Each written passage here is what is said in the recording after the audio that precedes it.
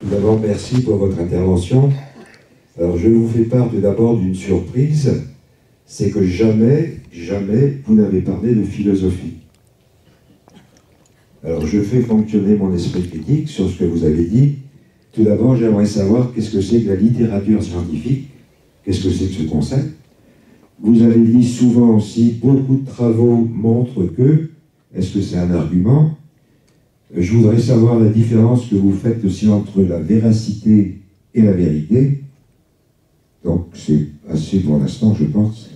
Alors, quand vous dites aussi qu'il n'y a pas de méthode scientifique, que ça peut se discuter aussi. Alors, merci beaucoup pour ces questions. Effectivement, c'est bien l'esprit critique, précisément. Justement, la philosophie, vous voyez, typiquement, Ennis est philosophe. Ennis, la personne que je cite ici, c'est un philosophe. Et quand je parle de la littérature scientifique, je parle donc des articles, de l'ensemble du corpus de connaissances qui est utilisé par les scientifiques, de tous les articles scientifiques qu'on va publier. Alors, vous voyez, les bouquins, les articles dans des revues à comité de lecture, etc. Tous ces trucs-là, c'est ce qui va constituer un peu notre... le champ de savoir, quoi. C'est ça que j'entends par littérature scientifique. Par rapport à la philosophie, alors effectivement, ça peut se discuter très très longuement. Moi, justement, à titre personnel, je préfère une définition de l'esprit critique qui vient de la philosophie. Ensuite, dans mes recherches, en sciences de l'éducation, il y a une dimension empirique extrêmement forte qui va compléter la perspective théorique très élaborée qu'on peut avoir en philosophie.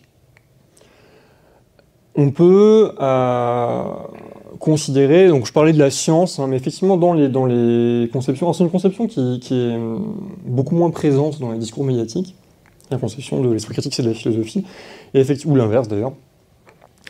Il y a un gros lien, évidemment, il y a un gros lien entre l'esprit critique et philosophie, puisque la philosophie, c'est des discours argumentés, sur des sujets alors qui peuvent être variés, hein, mais c'est des discours argumentés. Et donc pour ma part, comme je considère que l'esprit critique c'est l'argumentation, forcément la philosophie peut rentrer dans l'esprit critique. Ce qu'il convient de croire ou de faire. Vous voyez, typiquement j'ai parlé de questions éthiques, potentiellement. Questions morales, des questions qui en fait relèvent de la philosophie. C'est quelque chose de très important. Effectivement, c'est vrai que je ne l'ai pas noté de façon explicite, j'aurais dû le verbaliser beaucoup plus clairement. Mais oui, tout ce qui relève du champ éthique et moral, je parlais des sciences, peut aussi clairement et sans aucun doute mobiliser la philosophie. Par rapport à une autre question, le fait qu'il n'y ait pas de méthode scientifique. Oui, alors en fait, à nouveau... attendez, je vais reprendre ma diapo pour que ce soit clair. Voilà. En fait, c'est le terme méthode scientifique au singulier qui pose énormément de problèmes. Quand on utilise le terme méthode scientifique, en fait, c'est un peu véhiculé un petit peu implicitement la conception que la science, c'est une espèce de recette de cuisine, comme ça, puis on a une méthode, et puis tac, tac, tac, tac, tac, on va cocher nos cases, et puis à la fin, tac, on va y arriver, quoi. Alors, c'est pour ça que le terme de méthode, alors définir une méthode unique, c'est quelque chose d'extrêmement difficile. Il y a des éléments qui sont un peu transversaux, justement l'argumentation, les éléments théoriques observationnels, le rôle des théories, etc. C'est des choses qui sont vraiment centrales pour la pratique des sciences. Oui, voilà. Alors, mais du coup, même la démarche scientifique, on aura le même problème. Ce serait peut-être les démarches scientifiques au pluriel ou les méthodes scientifiques au pluriel. Pourquoi pas? Mais en fait, justement, il y a une vraie pluralité. Comme je l'ai dit, si on est... Moi, en tant que didacticienne des sciences, par exemple... Non, je vois que ça ne me convient absolument pas. Pourquoi? La méthode scientifique. Alors, on va argumenter un petit peu. Allez. Je ne reprendrai plus la parole après. La méthode scientifique, elle a été définie par Claude Bernard. Elle est reconnue actuellement par tous les scientifiques, qu'il s'agisse des sciences dites exactes de la nature ou des sciences humaines. 3. Une méthode, c'est un ensemble de moyens, étymologiquement. La première étape, c'est l'observation d'un fait. La deuxième, c'est l'hypothèse, création d'une hypothèse. Et la troisième, c'est l'expérimentation. Que vous soyez psychologue ou que vous travailliez, je pense, dans les sciences de l'éducation, c'est votre méthode également. Que ce soit l'astrophysicien, c'est exactement la méthode scientifique. Excusez-moi, mais un astrophysicien ne peut pas faire d'expérimentation, par exemple. C'est un très bon... non. Comment est-ce qu'on va expérimenter la construction de la cosmologie, par exemple? On ne peut pas. Non, on ne peut pas expérimenter. Vous voyez, une expérimentation, ce qu'a fait Claude Bernard, effectivement, ça s'applique dans beaucoup de domaines, l'expérimentation. Mais un astrophysicien ne peut pas expérimenter, il ne peut que observer. C'est pour ça que j'ai bien insisté sur éléments empiriques ou observationnels. Un astrophysicien qui va avoir le télescope Hubble, par exemple, n'a aucun pouvoir actif. Vous voyez, on va avoir des images, on va avoir des cartographies de l'espace qui peuvent nous donner des informations, mais ce n'est pas une expérimentation. Quand on a des images, justement, en astrophysique, par exemple, une carte infrarouge de la galaxie, vous voyez, ce qui nous permet d'avoir des éléments très, très fins sur voilà, le Big Bang, comment ça s'est produit, à quelle nanoseconde, l'expansion de l'univers, ce genre de choses, quoi. On est uniquement sur des éléments observationnels, qu'on va articuler avec de la théorie, avec des modèles mathématiques, etc. Mais on n'est absolument pas, dans un cadre d'astrophysique, sur une expérimentation. On ne peut pas. Les géologues ne peuvent pas expérimenter. On ne peut pas déclencher un séisme pour voir ce qui se passe. On a juste, alors, d'une part, éthiquement, ce serait problématique, et de toute façon, on n'a pas les moyens techniques, tout simplement. Mais ce qu'a fait Claude Bernard, ça s'applique très très bien dans beaucoup de disciplines, à modification près, puisque typiquement, enfin, les 3 étapes, il en manque. Typiquement, la réflexion, quand on dit expérimentation, c'est-à-dire qu'on a une réflexion méthodologique en amont, donc on a dû argumenter les considérations méthodologiques, puis aussi la discussion, qui est vraiment extrêmement importante aussi quand on est en sciences. Enfin, c'est un peu en lien, hein, justement, la question de comment on va argumenter sur les interprétations de nos données, etc. Mais on ne peut pas définir une seule méthode scientifique. Malgré l'apport historique vraiment important hein, de Claude Bernard pour poser ce genre de choses, c'est des trucs qui ont été critiqués parce que justement ça ne collait pas à la pratique de tous les scientifiques. Et... Une autre question. Et la véracité. Oui, pardon, la question de la véracité de la vérité. Alors moi, je préfère définir, très brièvement, parler de véracité que de vérité, parce que la vérité avec un grand V, c'est justement un concept qui est un peu épineux d'un point de vue philosophique. Précisément, notamment à cause du rôle, du caractère incertain des connaissances scientifiques. Typiquement, est-ce qu'on peut dire que les sciences disent le vrai ? À mon sens, non. Puisque, à un instant donné, les sciences, elles disent ce qui s'approche le plus du vrai, donc ce que je vais considérer plutôt comme la véracité, mais elles vont jamais dire le vrai avec un grand V. Typiquement, à une époque, en physique, on pensait que pour expliquer la combustion, on avait un modèle, je ne sais pas si vous connaissez le phlogistique, c'est une construction, c'est quelque chose qui n'existe pas du coup, mais en fait pour expliquer le phénomène de combustion, on avait supposé une entité, un truc dans l'air, dans l'espace, quoi, qui permettait la combustion, le phlogistique. Et donc pendant plusieurs dizaines d'années, je crois, 20 ou 30 ans, tous les modèles physiques parlaient de phlogistique. Le problème, c'est que le phlogistique, en fait, quand on a un peu creusé au niveau des modèles théoriques, etc., on s'est aperçu que le phlogistique devrait avoir une masse négative. Alors du coup, ça a quand même commencé à poser beaucoup de questions, et force d'expérimentation, etc., on a vu que le phlogistique, ça n'existait tout simplement pas. Sauf que, pendant 20 ou 30 ans, toute la littérature scientifique disait que le phlogistique, ça existait. Le fait de considérer que les sciences disent le vrai, avec un grand V, c'est un peu risqué. D'où le fait que je préfère le terme de véracité. Oui.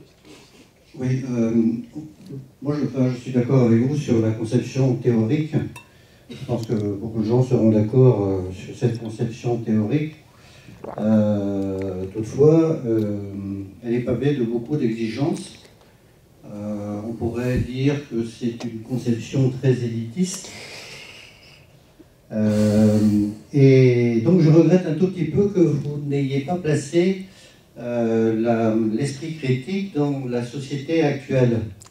Parce que si vous voulez, on comprend bien que dans certaines sociétés, moi je fais souvent référence bien sûr à l'organisation politique grecque, voire romaine, c'est quand même un entre-soi où l'esprit critique peut être pratiqué par des gens qui partagent un certain nombre de valeurs quand même fondamentales communes.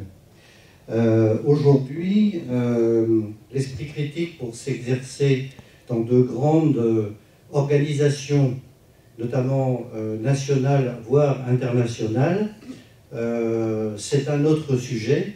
Et il me semble qu'il y a un fossé énorme qui s'est ouvert entre l'esprit critique basique ou moins basique des citoyens et la nécessité de l'action.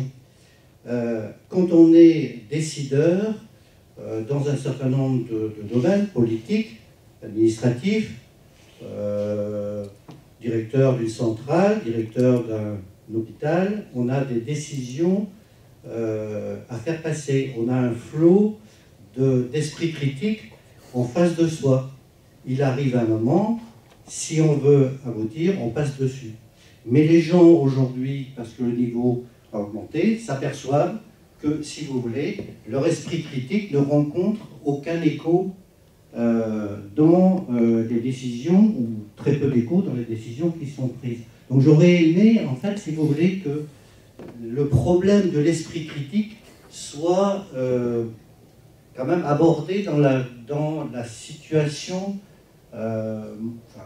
nationale ou mondiale, ou des grandes, en tout cas, organisations. Voilà. Oui, alors donc merci beaucoup. Je vois tout à fait ce que vous voulez dire, effectivement.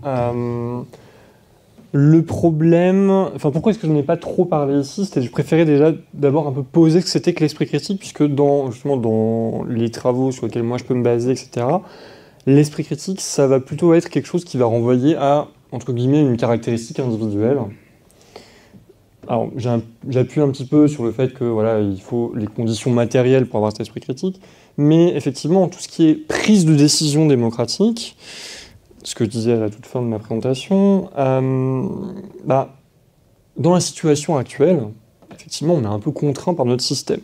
Parce qu'on a beau avoir tout l'esprit critique du monde, juste, in fine, là, le seul truc qu'on va pouvoir faire, c'est juste mettre son bulletin dans l'urne avec l'espoir que ce sera ce candidat-là et pas celui-ci.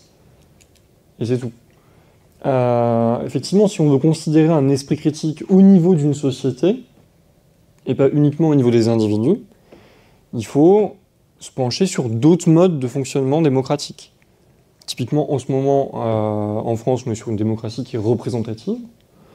Il y a d'autres pays tout à fait proches de nous, comme la Suisse, qui sont dans des cas de démocratie participative. Et ça ne fonctionne... pas complètement participative, mais quand même beaucoup plus. Il y a quand même toujours des consultations au niveau cantonal, etc., quoi. Typiquement, c'est pas forcément hyper courant, et c'est pour ça que j'ai pris cet exemple de le village qui veut organiser une consultation. C'est pas toujours le cas, en fait. En France, justement, on a vraiment une culture de les représentants qui vont décider, etc. Moi, à titre personnel, je pense que ça nuit effectivement au caractère critique des décisions qui sont prises.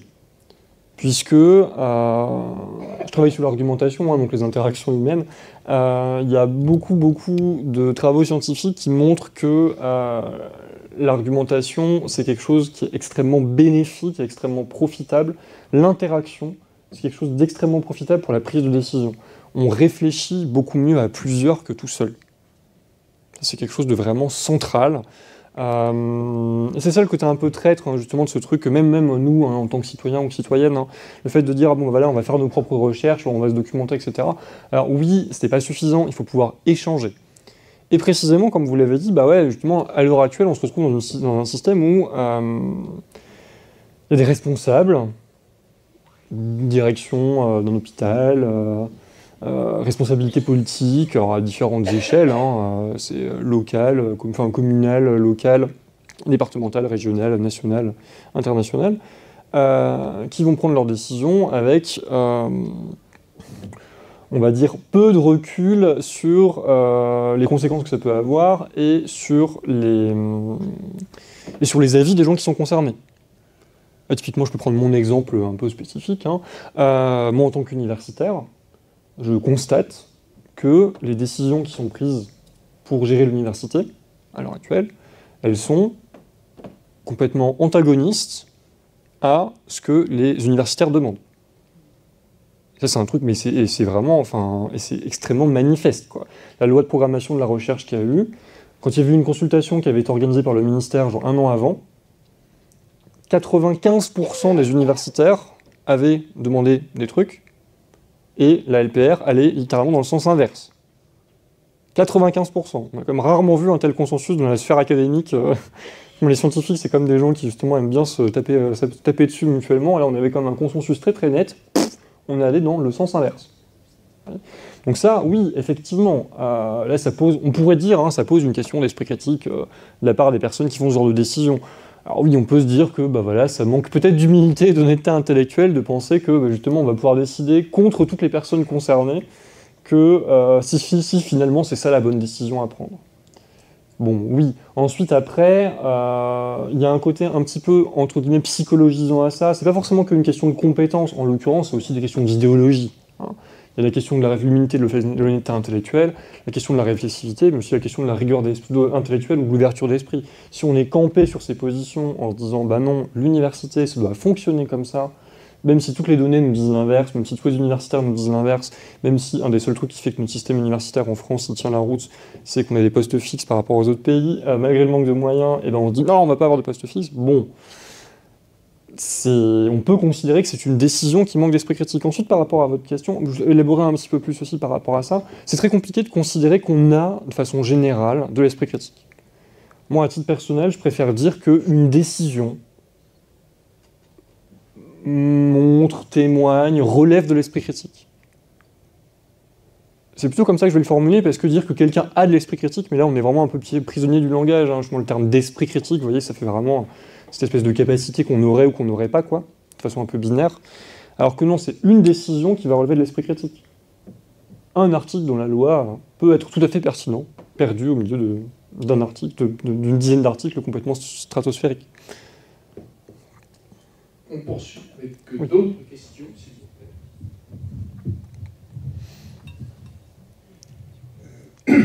Oui, vous avez répondu un petit peu à la question, mais voilà, elle ressemblait à la précédente et je la reformule un peu quand même.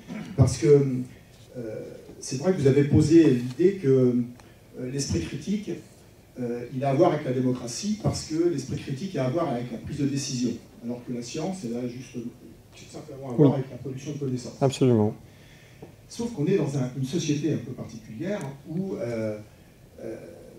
d'abord, la démocratie, elle est de plus en plus rabattue vers une procédure électorale où, pendant 6 ans, on donne un blanc-seing à des élus qui ont été élus des fois de manière assez démagogique, hein, on voit bien, parce qu'on est dans des sociétés qui facilitent aussi la démagogie.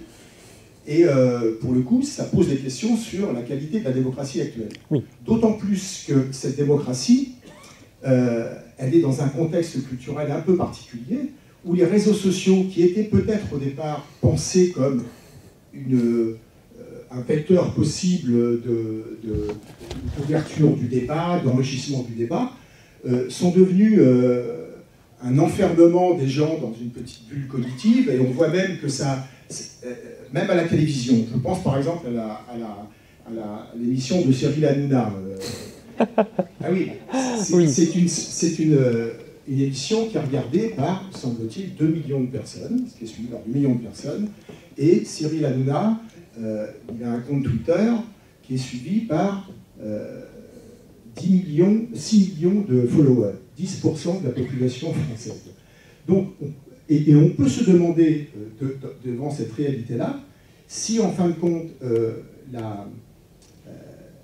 la popularité ne s'est pas substituée à la qualité, à la pertinence, à la rationalité scientifique de certains arguments. Et je ne vois pas comment, à la fois dans cette production de savoir, où la popularité s'est substituée à la rationalité, et à la fois dans une démocratie qui est rabattue à un pur processus électoral tous les 5-6 ans, comment on va s'en sortir? Voilà. Alors, donc effectivement, c'est une bien vaste question. Alors déjà, bon, j'ai envie, de façon pas... je vais déjà, entre guillemets, botter en touche en disant c'est pour ça que je travaille en sciences de l'éducation, justement. La formation, c'est quelque chose de vraiment crucial, d'avoir les outils cognitifs pour pouvoir, justement, évaluer critiquement ce genre de choses. Comme je disais, il y a aussi des considérations matérielles qui sont essentielles. Il faut avoir les moyens de se documenter, etc. Justement, si à l'heure actuelle, on est dans une forme de précarisation de beaucoup de membres de la société, les gens qui sont précarisés, ils ont moins de moyens matériels de s'informer. Ce qui va aussi jouer, du coup. Forcément, on va s'informer sur le premier truc qu'on va avoir passé, parce qu'il est populaire, etc., parce qu'on ne va pas avoir les outils. Typiquement, la précarisation, elle va aussi jouer sur la qualité de la formation, qui va jouer sur... Vous voyez, il y a beaucoup d'effets dominos par rapport à ça. Ensuite, par rapport au point spécifique de tout ce qui est réseaux sociaux, etc., en fait, là, j'attire votre attention, et c'est un petit peu en lien avec ce point-là, c'est pour ça que j'ai mis cette diapo. Les réseaux sociaux, c'est très très souvent brutalement démonisé typiquement dans les médias, y compris télévisuels, justement. Et ce qui est très intéressant, moi j'ai beaucoup regardé un petit peu comment ça fonctionnait, les réseaux sociaux, j'en ai fait part à un moment aussi pour mes recherches, ça m'a beaucoup éclairé sur différents points. Et en fait, il y a un truc qui est très intéressant, c'est que les réseaux sociaux, contrairement à justement les discours médiatiques entre guillemets plus traditionnels, ils ont l'avantage et le désavantage d'être beaucoup plus horizontaux. Donc typiquement Twitter, c'est effectivement un réseau social qui est particulièrement violent, même je le sais, hein, j'ai été harcelé sur Twitter à de très très nombreuses reprises. À côté de ça, il est aussi beaucoup plus horizontal et donc beaucoup plus facile d'échanger de l'information entre citoyens et citoyennes. Ce qui est en fait, mine de rien, un vrai intérêt pour le débat démocratique. Par rapport à des médias télévisés qui vont avoir une ligne éditoriale, y compris des médias qu'on peut considérer comme fiables et traditionnels, hein. Enfin, je veux dire, typiquement, même le journal de France 2 a une ligne éditoriale. Sur le journal de France 2, il y a des trucs qui sont dits, des trucs qui ne sont pas dits. Il y a des choix éditoriaux qui sont faits, dans ce qui est dit, il y a des trucs qui sont cadrés. C'est normal, tous les médias sont comme ça. Par définition, de toute façon, forcément, on ne peut pas parler de tout. Donc de fait, moi, vraiment par rapport à ce point spécifique sur les réseaux sociaux, j'attire vraiment l'attention sur le fait que on présente ça très très fréquemment comme un truc absolument dramatique pour le débat public, etc. Alors qu'en fait, je pense qu'il peut y avoir un intérêt. Ensuite, effectivement, il y a aussi le fait que il peut y avoir aussi des gros écueils aux réseaux sociaux. Mais en fait, à choisir, moi je préfère regarder le discours sur Twitter, un scientifique qui parle de son sujet d'expertise, plutôt que quelqu'un qui parle sur CNews, un éditorialiste qui ne sait absolument pas de quoi il parle, etc. Et c'est une vraie... Mais sauf que typiquement on va se dire « Ah ouais, c'est la faute aux réseaux sociaux ». Bah ouais, mais en fait, quand on regarde le paysage médiatique global à l'heure actuelle, on comprend que les gens aussi vont aller s'informer sur des réseaux sociaux, y compris de façon du coup un peu indifférenciée, pas très fiable, etc. Parce que vu la bouillie qu'on peut leur servir, notamment à la télé ou même dans certains journaux, etc. Hein, enfin des trucs potentiellement assez dramatiques, quoi. Mais il y a aussi une question de forme de choix rationnel qui est fait. Hein, ensuite, par rapport à... Effectivement, ça pose vraiment des questions qui sont inquiétantes pour notre démocratie, de quels moyens on se donne pour faire vivre notre démocratie. Ça, c'est une vraie question, et c'est pour ça que j'ai essayé plusieurs fois d'insister sur les moyens matériels aussi pour l'esprit critique. La démocratie, c'est un truc qui se décrète pas, c'est un truc qui se construit dans la délibération, qui se construit dans la prise de décision commune, collective. Effectivement, il faut que cette prise de décision elle soit raisonnée. Alors moi, justement, je travaille précisément à ces questions-là, du comment est-ce qu'on va informer les élèves, les futurs citoyens et les futures citoyennes, à prendre la décision la plus raisonnée possible. Ensuite, sans vouloir être trop pessimiste non plus, moi je vois très bien ce qu'il est fait de mes recherches par l'institution éducative. Pas grand-chose. Puis après je suis une jeune chercheuse, donc peut-être que j'ai encore un peu le temps, etc. Mais même, de toute façon, si je vais voir quelqu'un, même du ministère, si miraculeusement je vais voir quelqu'un du ministère, et je vais lui expliquer qu'il faudrait faire ci, ça, etc., il y en a un dixième qui va être gardé, parce que c'est le dixième qui va rentrer dans les considérations idéologiques, etc. Quoi. In fine, oui, c'est inquiétant pour l'état de la démocratie à l'heure actuelle. Ensuite, à l'heure actuelle, soit c'est un retournement extrêmement brutal et violent, type révolution, ce qui serait une possibilité, soit ça va plutôt être du basculement plutôt... pour améliorer la situation, on peut que espérer voter pour des personnes qui vont mettre en place des conditions pour faire exister une démocratie qui soit éventuellement plus participative, un peu plus horizontale, ou ça c'est un vrai, et ça résonne aussi un peu avec la question précédente, la question de... Alors les Anglais utilisent un terme, c'est accountability, c'est le fait d'être rendu comptable de ses décisions, par rapport justement à la question du blanchiment, justement on le laisse pendant 6 ans, et puis en fait si la personne elle avait un programme, et puis ensuite après, de toute façon... Elle est élue sur un programme, et puis au bout de 6 mois, elle décide de faire « Ah non, finalement, j'ai plus envie ».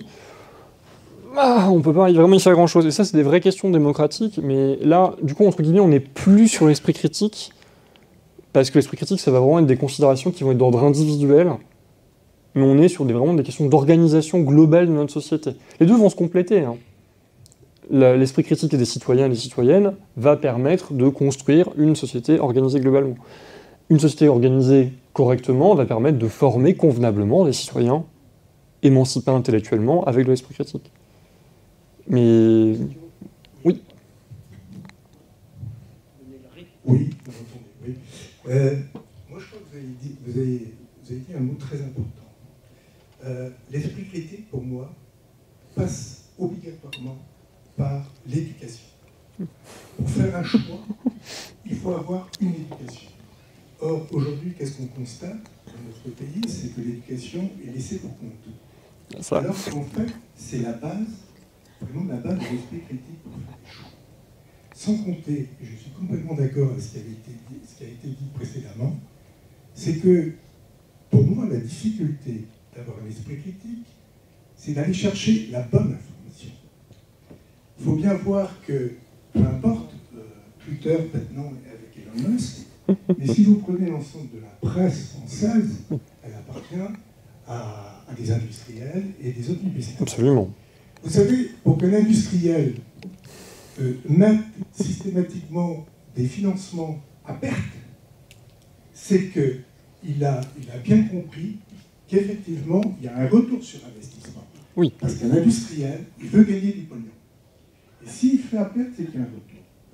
Donc, toute la difficulté va être, pour l'individu, pour le citoyen, d'aller chercher la bonne information. Alors, d'ailleurs, il ne la trouvera pas dans une presse, systématiquement, dans un journal. Il va devoir recouper d'où l'éducation pour pouvoir faire le tri et essayer de d'avoir la bonne information. Parce que le problème aujourd'hui, c'est que vous pouvez, dans un article, dire la vérité, mais en ne disant pas tout.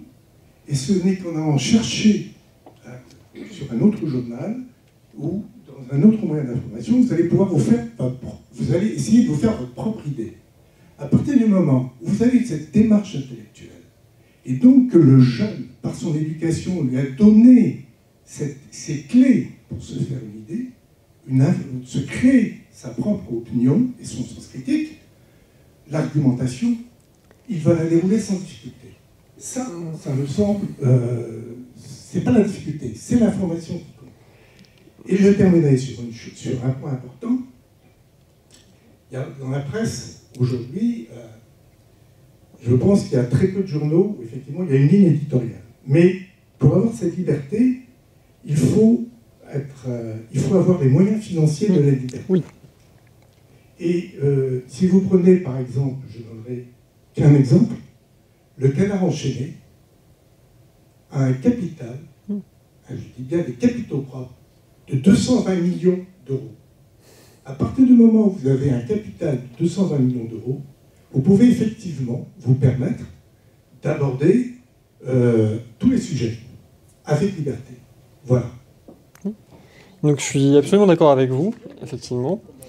C'est pour ça précisément que j'ai essayé de mettre en lien la question aussi des possibilités matérielles. Hein. C'est que justement on est vraiment sur ces questions de il faut matériellement avoir l'opportunité de...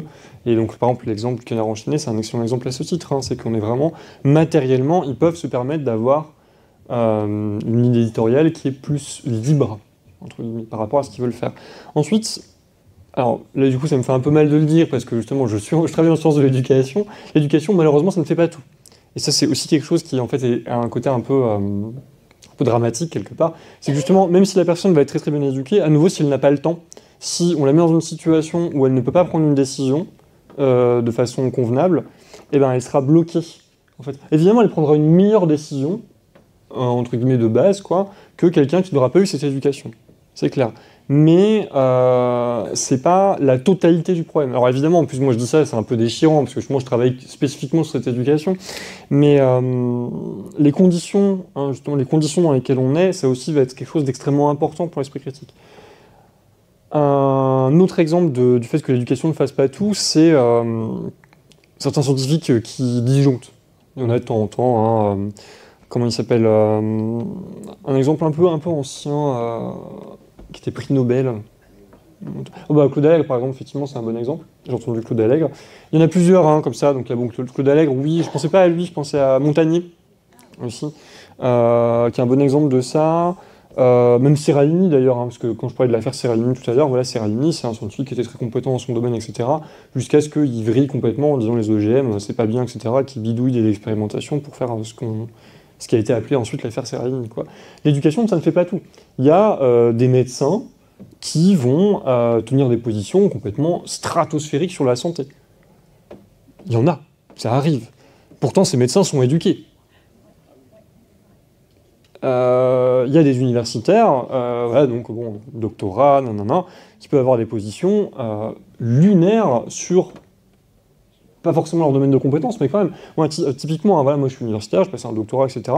On pourrait supposer que cette éducation, le fait de savoir croiser des sources, je peux le faire, non, mais en fait rien ne me dit, a priori, que sur un sujet qui n'est pas de mon domaine d'expertise, je ne vais pas raconter n'importe quoi. En fait. Et c'est possible, on en voit régulièrement. Ensuite, après, évidemment, c'est toujours ça, c'est toujours la tension entre l'éducation, ça peut être quelque chose de extrêmement émancipateur, d'extrêmement efficace pour l'éducation, enfin pour la prise de décision démocratique, justement, toutes ces dispositions intellectuelles, toutes ces compétences qu'on va pouvoir développer, le fait de croiser les sources, le fait justement de les synthétiser en un tout qui soit cohérent, le fait de ne pas se faire avoir par des effets de cadrage, le fait d'être justement un peu critique, documenté, d'avoir des méthodes entre guillemets de réflexion un peu générales, un peu transversales, etc. Des trucs qui s'acquièrent par l'éducation, clairement. Mais malheureusement, ça va pas tout faire en fait. On a plein d'exemples comme ça qui montrent que voilà, le rôle du contexte, ça peut être dramatique. Typiquement, quelle que soit l'éducation qu'on a, si on nous pose une question sur un sujet complexe et qu'on nous laisse 15 secondes pour y répondre, on prendra une décision précipitée, quelle que soit notre éducation. Et le fait est que dans la démocratie actuelle, et avec les ressources qu'on a à l'heure actuelle, il y a beaucoup de choses qui sont décidées dans l'urgence. Et par exemple, l'exemple qui avait été pris le directeur d'hôpital, le directeur d'hôpital, des fois, on lui dit « Ah bah tiens, finalement, il y a un tel loi qui vient d'être passée, et hop, ça doit être appliqué tout de suite, quoi. Alors comment on fait, machin, on va devoir faire les trucs. » Et donc les décisions vont être mauvaises. Même si la personne a été éduquée et compétente et qu'elle était prête à écouter les gens, etc., à la base, elle avait cette disposition critique de le faire, si on ne lui en donne pas les moyens, eh ben on peut pas. Alors forcément, ça implique potentiellement des ralentissements, puisque la délibération, ça prend du temps, etc. On l'a bien vu avec le Covid, par exemple. Avec le Covid, on a eu un peu un caractère d'urgence de voilà, qu'est-ce qu'on fait, la pandémie, machin, alors on a dû tout fermer, et puis finalement on se dit les masques, oui, finalement non, alors finalement on sait pas, et machin. Ça a été très très compliqué, c'était très très long, et en fait on a très bien vu, moi du point de vue de la littérature scientifique, moi typiquement le Covid, ça a été un exemple prototypique de ce sur quoi je travaille. Questions socio-scientifiques, questions de société, très évidemment, qui mènent des problématiques en jeu de science, très évidemment. Et avec mon regard, justement, j'ai vu des trucs absolument atterrants sur le Covid, en termes de décisions politiques précipitées par rapport à ce qui était disponible en termes de connaissances, même si les personnes, même s'il y avait un conseil scientifique avec potentiellement des gens qui étaient compétents, qui disaient des choses qui étaient en l'état actuel des connaissances qu'on avait à ce moment-là, tout à fait valides, etc., les décisions qui étaient prises derrière, comme elles étaient nécessairement précipitées, parce qu'il fallait bien faire quelque chose, parce qu'il y avait des gens qui étaient en train de mourir, d'être contaminés, machin, etc., et on a pris potentiellement des mauvaises décisions, quoi. Est-ce qu'il y a d'autres questions, d'autres commentaires? Juste une petite incise avant de poursuivre sur l'aspect élitiste. Effectivement, ça a été mentionné par certains. Je crois que sur ce point-là, ma position, ma réflexion, c'est que c'est une éducation minimale. Il n'y a pas besoin d'avoir un doctorat pour exercer, me semble-t-il, son esprit critique. Je pense que des gens qui ont un travail manuel, par exemple, qui ont fait un métier très professionnel, très manuel, peuvent aussi avoir l'esprit critique parce qu'ils sont amenés, effectivement, dans leur propre métier, à exercer cet esprit critique. Donc, voilà. Donc, c'est un point que je voulais dire parce que ça me semble essentiel, sinon on est... C'est vrai. C'est vrai que je n'ai pas assez rebondi là-dessus, mais typiquement, et c'est pour ça que j'insistais sur le rôle du contexte. Vous voyez, alors, je prends un exemple de travail manuel. Moi, si je vais voir mon garagiste, et que mon garagiste il me dit quelque chose sur ma voiture, je n'aurai aucun esprit critique sur ce qu'il va me dire. Mon doctorat ne me servira à rien. Je ne sais pas comment fonctionne une voiture. Le garagiste, lui, par contre, s'il va voir un autre garagiste et que l'autre garagiste essaie de l'embobiner, lui, il saura tout à fait. Hein. Il va dire, bah non, là, tu me racontes des cracks et ça va pas, quoi. Bah oui, parce que l'esprit critique, c'est contextuel. Et donc, oui, c'est toujours une question à domaine de compétences. Ensuite, après, domaine de compétences, ça peut vouloir dire énormément de choses. Ça peut vouloir dire énormément de choses, dans énormément de sujets. Et en plus, sachant qu'en plus, on peut toujours s'informer. Justement, l'éducation minimale qui peut donner des méthodes un peu globales, qui peuvent permettre de s'informer sur des choses larges. C'est toujours une question de gradation, de peut-être qu'on va être plus compétent sur ce sujet-là plutôt qu'un autre, etc. Est-ce que... Enfin, là, ce que je vous ai présenté, c'est un peu, entre guillemets, un idéal à atteindre, quoi. Mais de toute façon, on sait pertinemment que jamais ce sera applicable tout le temps, dans tous les contextes. Parce que, justement, comme je l'ai dit, il y a des moments où on est fatigué, il y a des moments où on a faim, il y a des moments où juste on ne peut pas. On ne peut pas, et ça arrive, et c'est comme ça, et c'est la condition humaine, j'ai envie de dire. Et on ne pourra pas tout le temps exercer un esprit critique, on ne pourra pas tout le temps prendre des bonnes décisions. L'enjeu, par contre, c'est de savoir quand on a pris une mauvaise décision, de pouvoir le reconnaître et de pouvoir agir en conséquence. Oui. Oui, merci. Je m'interroge sur la décision. Vous avez placé l'esprit critique entre la connaissance et la décision tout à l'heure. Alors, ça m'a fait penser, je ne sais pas si vous connaissez Jean-Pierre Épron, bon, c'est un sociologue il y a quelques années, qui avait fait une expérience intéressante. Il avait réuni des jurys pour un projet d'aménagement et d'architecture, grand projet qui concernait le cadre de vie des habitants quand même. Et donc il avait présenté à 5 jurys différents le même projet. Et donc, dans ces jurys, vous aviez à peu près une dizaine de personnes, vous aviez un sociologue, vous aviez un architecte, vous aviez un urbaniste, vous aviez enfin tout, voilà, un panel même, vous aviez même un représentant de l'association de quartier, etc. Et puis il a laissé les jurys se le résultat, et le problème qui s'est posé, c'est que, je ne dirais pas que à chaque fois les projets étaient différents, qui avaient été choisis, mais en tous les cas, ils étaient très différents et les résultats étaient très différents. Pourquoi ? Parce qu'il y avait un esprit critique des projets, bien sûr, mais ce qui dominait avant tout, c'était la personnalité des gens. C'est-à-dire, en fait, il y avait des gens qui dominaient les autres. Et donc, quand c'était le sociologue, on avait un projet plutôt sociologique, quand c'était l'architecte, c'était un projet plutôt architecture. Et donc, ça, c'est un gros problème que nous avons. Parce que autant je vous suis sur beaucoup de choses, mais là, comment on fait ? Ah, alors absolument, bah ça, c'est aussi, ça peut aussi être relié avec des questions d'éducation, par exemple. Effectivement, sur l'argumentation, on voit qu'il y a des effets, de dominance, par exemple, c'est ce que vous décrivez, et on voit ça à tous les niveaux, hein, justement selon la personnalité qui va être la plus forte, etc. On n'est jamais, et ça c'est un point qui est extrêmement, c'est une remarque qui est extrêmement importante, ce que vous venez de dire, sur le fait que, en fait, et ça c'est quelque chose qui est malheureusement aussi pareil, hein, c'est un état de fait, on ne peut pas vraiment y faire grand-chose, même si c'est un peu déchirant. L'argumentation parfaitement rationnelle, ça n'existe pas. Parce que justement, il y aura toujours des effets de personnalité, des effets de contexte, des effets de cette personne est plus charismatique qu'une autre, et du coup ça va jouer, etc. Ensuite, il y a des questions d'éducation qui peuvent se faire là-dessus pour que justement les gens soient potentiellement moins prompts à jouer sur le charisme pour prendre une décision, ou aussi pour que, à l'inverse, les gens soient plus charismatiques de façon plus égalitaire, et que ce ne soit pas uniquement des dispositions comme ça, quoi. À titre d'exemple, j'ai envie d'être un peu provocatrice. Je ne sais pas si vous avez remarqué, pour l'instant, toutes les personnes qui ont posé une question, c'était des hommes. Ouais, ça, c'est des questions d'éducation, par exemple, de façon immédiate. C'est pas contre vous, hein, c'est juste, c'est un état de fait, là, pour le coup. Et ça c'est des questions d'éducation, vous voyez, parce qu'évidemment, s'il n'y a que les hommes qui prennent la parole, il n'y a que eux qui seront écoutés, et in fine, c'est eux qui vont avoir un poids extrêmement important dans les décisions. Mécaniquement, en fait, s'il n'y a que les hommes qui parlent, c'est eux qui prennent la décision à la fin. Et ça, justement, c'est des questions qui se font en formation. Et c'est ça, là-dessus, qu'on peut espérer quand même avoir un impact, c'est sur ces questions de voilà, si on éduque les femmes à plus prendre la parole et les hommes à moins la prendre, peut-être que du coup ce sera plus égalitaire. Alors justement, il y a des questions qui viennent... Merci beaucoup, madame. Merci de me sauver.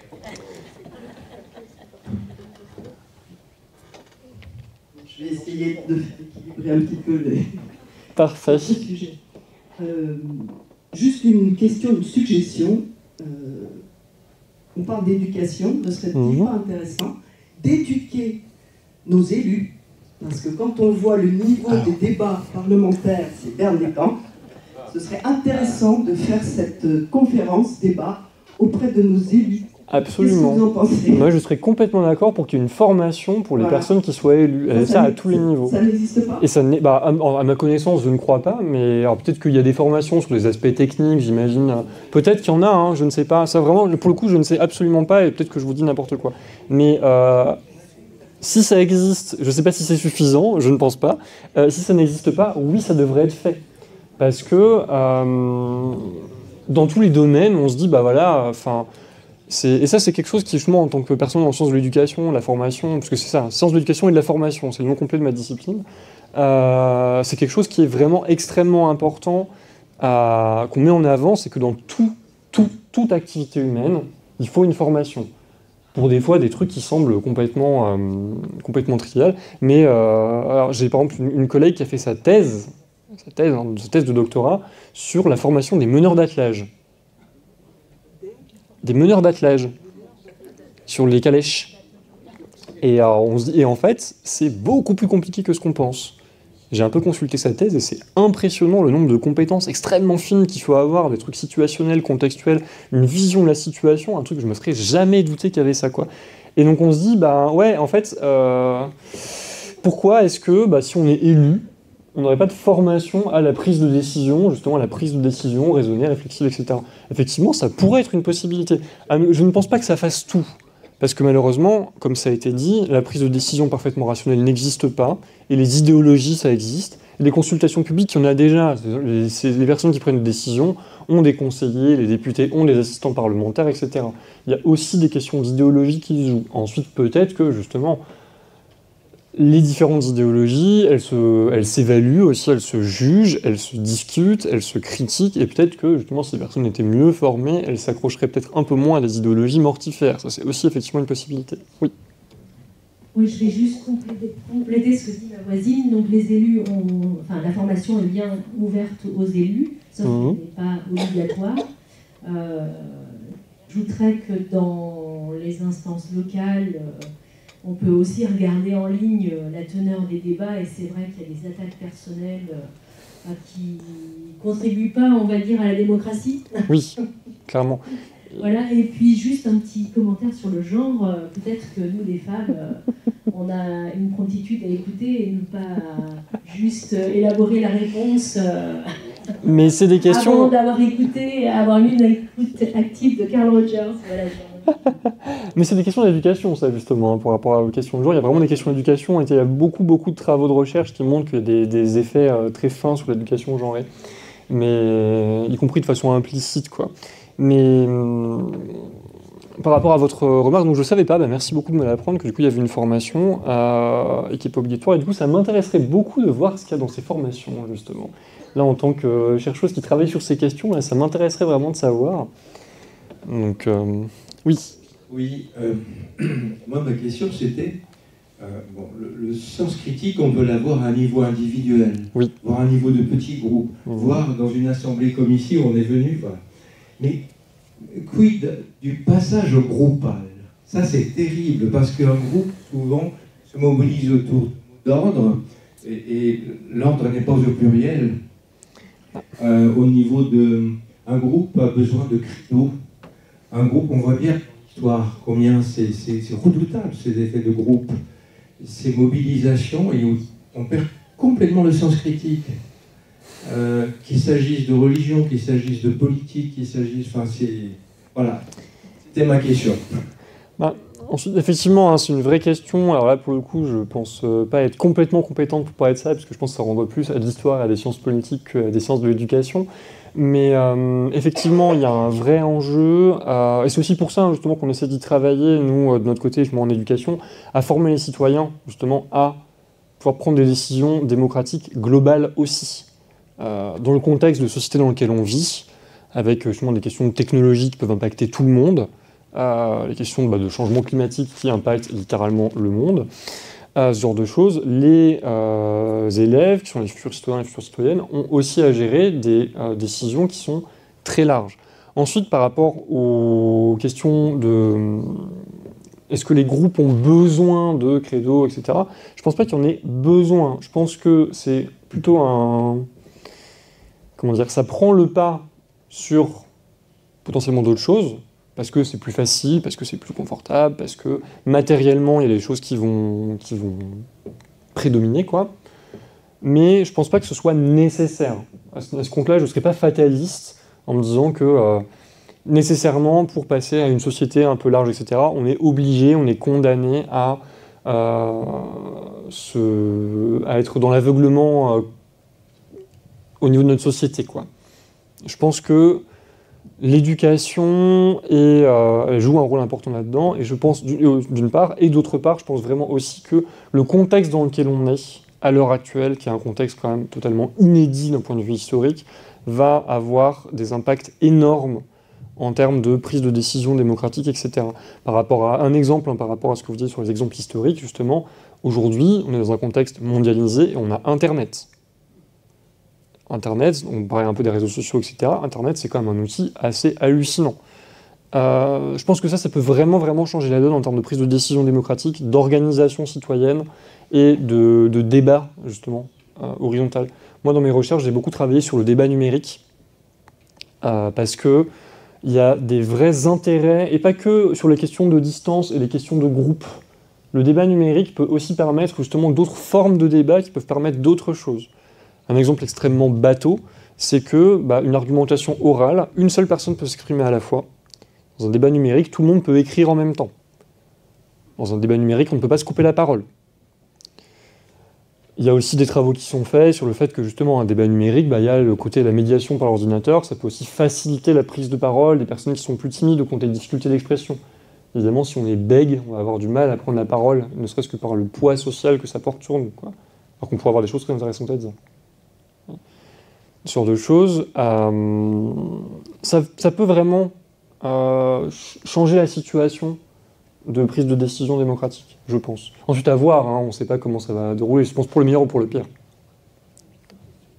Oui, on parle beaucoup d'éducation, on ne parle pas des parents. On a tous des parents, et je suppose, et ils ont, je pense, un rôle crucial, important, énorme. Oui. Et j'ai envie de dire qu'on rejette le rôle que l'on doit avoir sur le système éducatif, alors qu'on doit... Est-ce qu'il existe une école des parents ? Avec le temps, oui, c'est précisément ça l'enjeu. Enfin, comment en tant que parent est-ce qu'on peut espérer former ses enfants à la prise de décision démocratique raisonnée si soi-même on n'a jamais été formé à la prise de décision démocratique raisonnée ? On l'a peut-être appris sur le tas, mais est-ce qu'on l'a bien appris ? Est-ce qu'en fait on n'est pas dans l'erreur complètement ?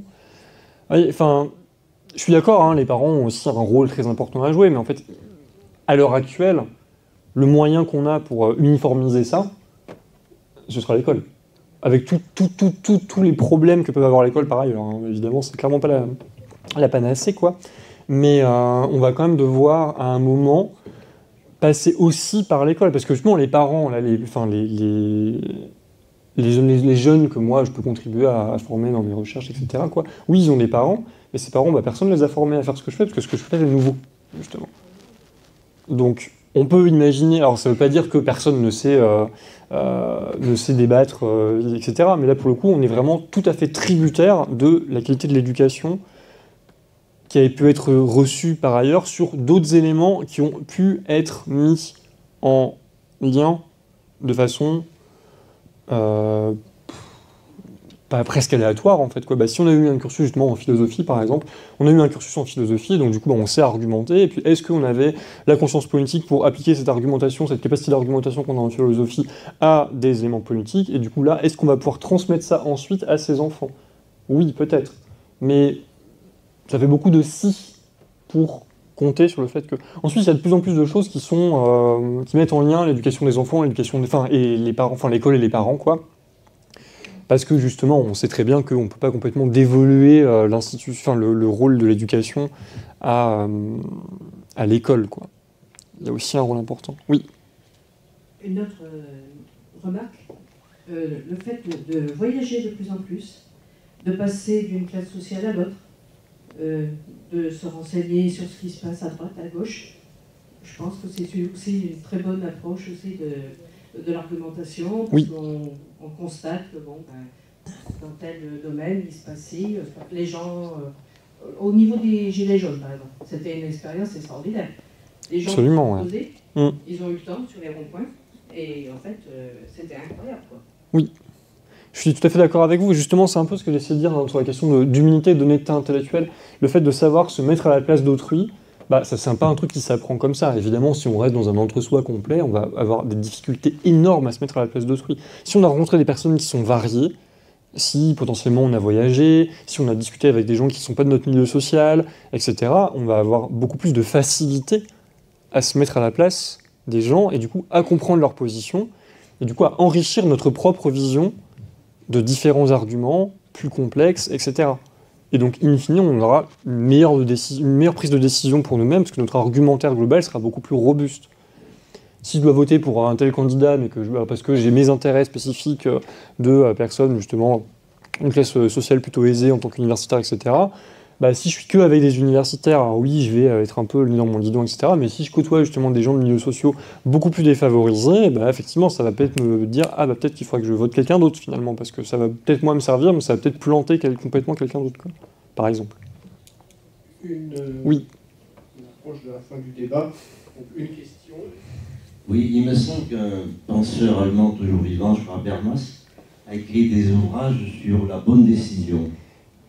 Et notamment pour éviter que dans un groupe, il y ait des leaders qui imposent leur point de vue. Et je crois que tu avais prévu l'anonymat des intervenants. On peut imaginer une salle où tout le monde est dans le noir, et puis chacun intervient avec un temps de parole, et chacun, on ne dit pas qui on est. Ça évite le phénomène d'autorité de la compétence qui peut être nuisible au vrai débat démocratique. Alors, je ne sais pas ce que vous en pensez de cette façon. Alors, effectivement, les travaux d'Habermas sont très intéressants. Ensuite, pour ce point spécifique, là, justement, je serais un petit peu mitigé. Bon, évidemment, en tant qu'universitaire, je vais un peu prêcher pour ma paroisse, mais pour le coup, il y a une vraie tension, je pense, entre, d'un côté, le fait de, en tant qu'expert d'un sujet, ne pas confisquer la parole démocratique, parce que justement, on sait que les experts peuvent se tromper, les experts n'ont clairement pas toutes les réponses, et du coup, les gens de terrain, des fois, ont une vision bien plus pertinente et bien plus aiguë d'une question, mais en même temps, l'expertise, c'est aussi quelque chose, et donc du coup, des fois, on a aussi des arguments et des connaissances qui sont supérieures, qui nous permettent de prendre une meilleure décision ou quelque chose de plus éclairé. Et du coup, on est tout le temps sur cette balance, et je suis d'accord avec vous, effectivement, il y a toujours ce point de... comment est-ce qu'on réussit à combiner les deux, en fait. Un homme politique, d'après moi, doit être un généraliste. Oui, absolument. Un spécialiste. Tout à fait. Il a des ministères pour ça. Exactement. Il a des spécialistes. Oui. Et maintenant, de plus en plus, on constate que les hommes politiques prennent des décisions en s'appuyant sur des pseudo-aspects scientifiques. Oui, mais ça, c'est précisément le côté pseudo. Pas compétent, moi non plus, je fais appel à des spécialistes. Oui. Donc on se renvoie le ballon en permanence. Alors, tout à fait, mais c'est... Où sont les responsables? C'est ça le vrai problème. Alors, effectivement, il y a un problème par rapport à ça. Ensuite, c'est toujours cette question de pseudo-spécialiste. Forcément, quand on va demander à quelqu'un qui se... Enfin, c'est aussi un problème de... Typiquement, on va demander à un scientifique plutôt qu'un autre. Pourquoi par exemple, moi, je reprends l'exemple du ministère de l'Éducation nationale, de la recherche, l'enseignement supérieur et de la recherche. Alors, les deux ministres successives, là, qui font la même politique, elles étaient universitaires. Donc on pourrait dire, peut-être qu'elles s'y connaissent, parce que moi elles sont universitaires, peut-être qu'elles connaissent comme le milieu universitaire, etc. Manifestement, les lois qu'elles portent ne vont pas dans le sens de ce que veulent les universitaires, donc ça pose quand même question. Ensuite, oui, justement, c'est précisément ça. C'est vraiment très important d'éviter la dérive technocratique. Ça, c'est vraiment quelque chose de central. La démocratie et la technocratie, ce n'est pas pareil. Les experts ont un rôle qui est consultatif. Ça, c'est vraiment essentiel. Dans une démocratie, les experts ont un rôle qui est consultatif. Ce n'est pas les experts qui doivent prendre des décisions.